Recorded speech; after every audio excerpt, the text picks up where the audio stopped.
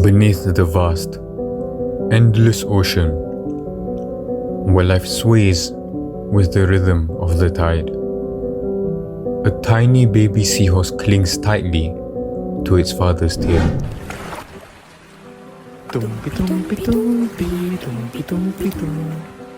Daddy, will we be together forever? Always, my little one. I will always love you for. Daddy, what's going on? Daddy?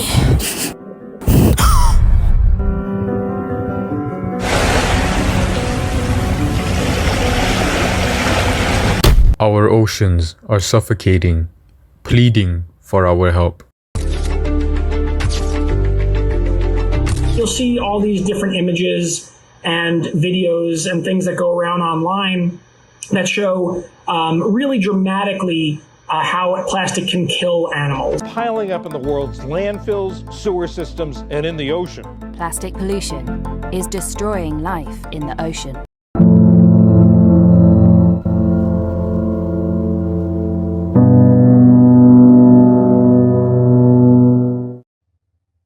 Plastic waste now accounts for 80% of all marine pollution, with 8 to 10 million metric tons infiltrating our ocean each year, as reported by UNESCO. This deluge of debris damages coral reef and threatens marine life with extinction, disrupting the delicate balance that sustains us all. Among the many creatures affected, seahorses stand as both symbols of marine wonder and sentinels of environmental distress. These remarkable beings possess the extraordinary ability to camouflage seamlessly into their surroundings, changing color and growing skin filaments to mimic the textures of their habitat. Much like chameleons, seahorses can move their eyes independently, allowing them to scan for food and threats simultaneously. Some species, such as the pygmy seahorse, Hippocampus satomae, measures a mere 1.4 centimeters, ranking them among the smallest vertebrates on Earth. Seahorses play a vital role in maintaining the health of marine ecosystems. By feeding on small crustaceans, they help control these populations, contributing to the balance of the ocean's intricate food web. Highlighting these fascinating aspects of seahorses can deepen appreciation for these unique marine creatures and underscore the importance of their conservation. However, seahorses face significant global threats due to intensive exploitation and overfishing. Non-selective fishing practices capture an estimated 70 million seahorses annually. The international trade in seahorses involves tens of millions of these creatures each year, spanning through approximately 80 countries worldwide. This trade is primarily driven by demand for traditional Chinese medicine, aquarium displays, and other necessities. In 2016, Project Seahorse, in collaboration with the International Union for Conservation of Nature, conducted a global assessment revealing that at least one-third of the 42 recognized seahorse species were threatened. As we uncover the harsh realities of seahorse exploitation, it is crucial to highlight those fighting to protect them. Now let's turn our focus to Save Our Seahorses Malaysia.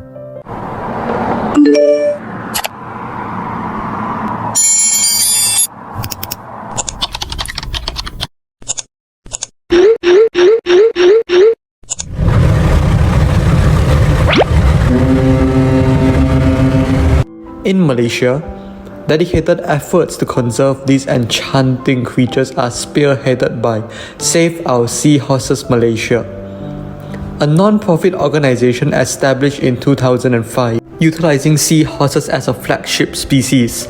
SOS Malaysia seeks to protect vital marine habitats through rigorous research, education, and community engagement. Their initiatives encompass habitat restoration, policy advocacy, and public awareness campaigns, all aimed at preserving seahorse populations and, most importantly, promoting the health of marine ecosystems. Could you briefly introduce yourself in Save Our Seahorses Malaysia? Okay, so I'll go first. Alright, so I'm Dr. Adam Lim. Championing marine conservation, we are honoured to have Dr. Adam Lim, the chairperson of SOS Malaysia. So I've been working with seahorses since 2008. In fact, this year in 2025 is actually our 20th year anniversary, right? So it's been a long way since then. We all started with an idea where this is our late founder, Mr. Chu Chi Kwang, who's also a former lecturer of mine. It started as an idea where he go down to look for seahorses to survey the seahorses, to identify how many seahorses are there. For my PhD project, I was actually studying the sound production of seahorses, and that's how female and the male locate one another is through the snapping sound. So over this time, we continued our good work, trying down in Johor and also expanded to other states in Perak, in Penang, in Sabah. Hi, I'm Jie. Miss Wong Jie Yi, Project Hippotech Leader of SOS Malaysia. So I'm currently a Master of Science student in UKM, working closely with SOS. So my study mainly focuses on studying the seahorse population in Merabung Shore, Johor. So Merabung Shore is one of the largest seagrass beds in Malaysia, where we are able to access the seagrass bed during the lowest tide.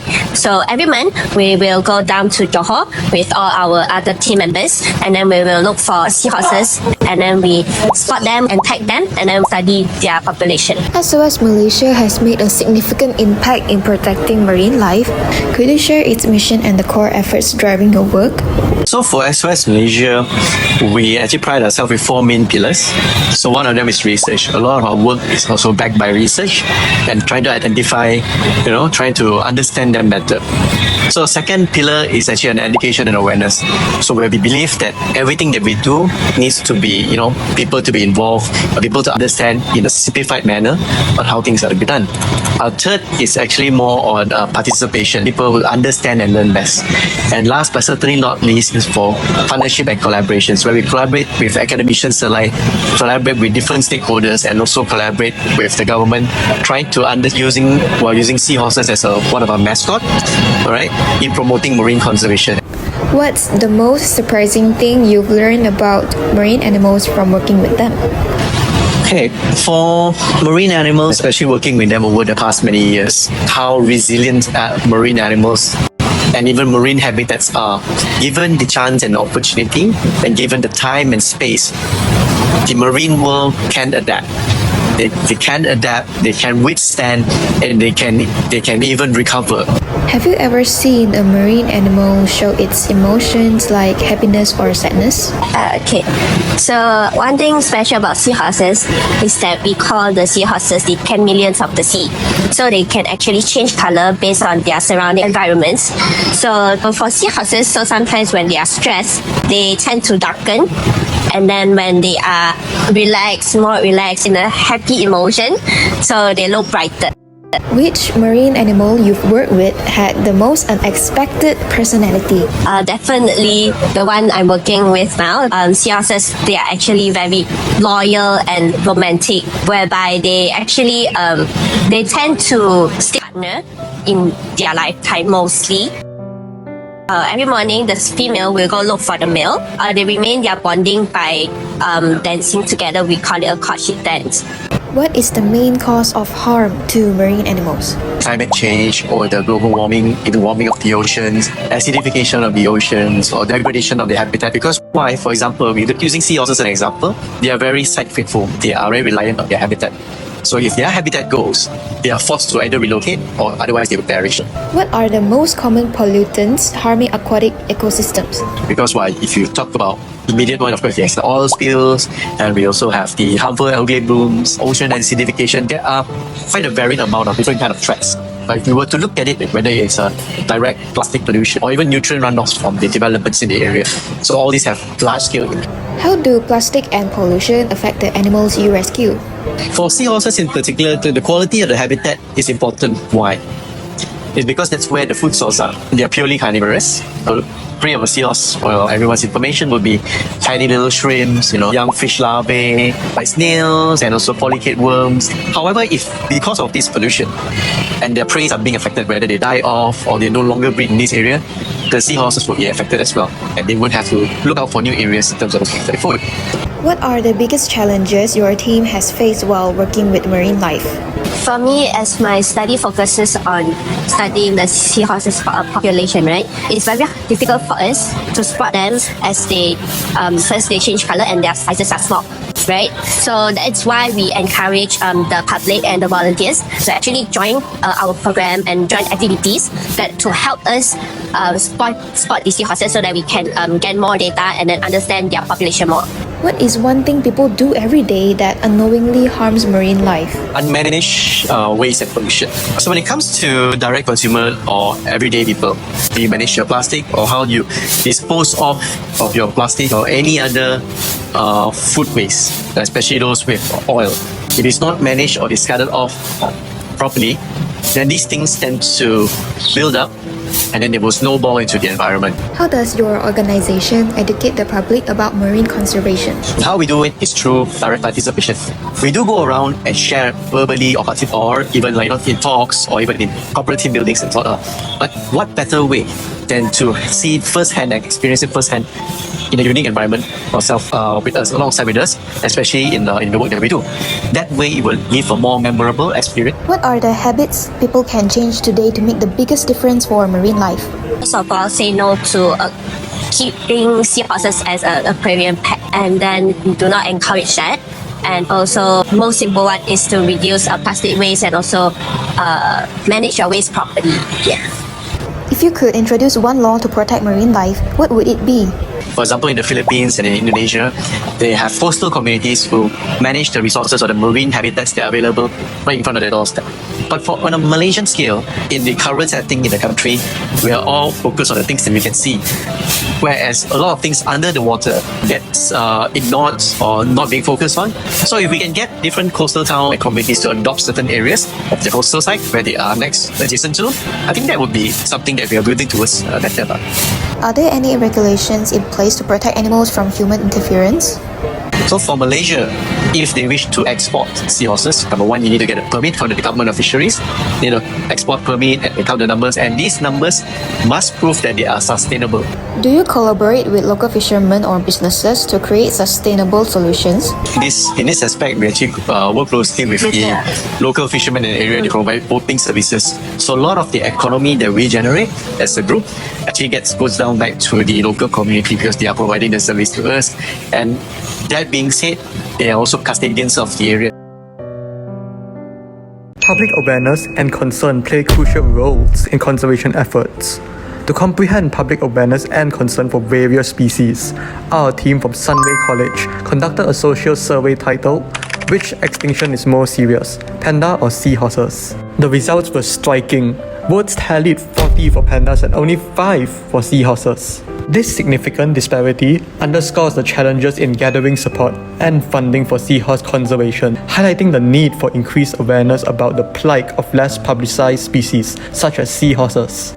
After voting, we shared information with our voters about the current situation of seahorses, emphasizing the urgency of bystander intervention. To further raise awareness, our group created an Instagram account to educate the public, to inspire action and raise awareness of how ocean health directly affects our planet's well-being.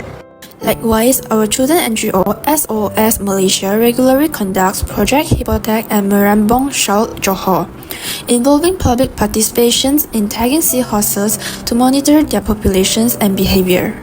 The data collected helps address threats like habitat destruction and illegal trade. Using the power of media, SOS Malaysia has raised awareness through a radio interview on Earth Matters BFM 89.9, an article on SAIS.com, an exclusive feature on One Gem Studios' YouTube channel. These appearances have helped amplify their message and reach a wider audience. In the face of these challenges, the plight of the seahorse serves as a poignant reminder of the broader environmental issues we must address. By reducing pollution, promoting sustainable fishing, and fostering global awareness, we can help ensure that these creatures will continue to thrive. The ocean's whispers have turned into cries, so the question remains, will we heed them before they become echoes of a world lost? The time to save it is right now. One voice, one world. Our oceans are counting on us.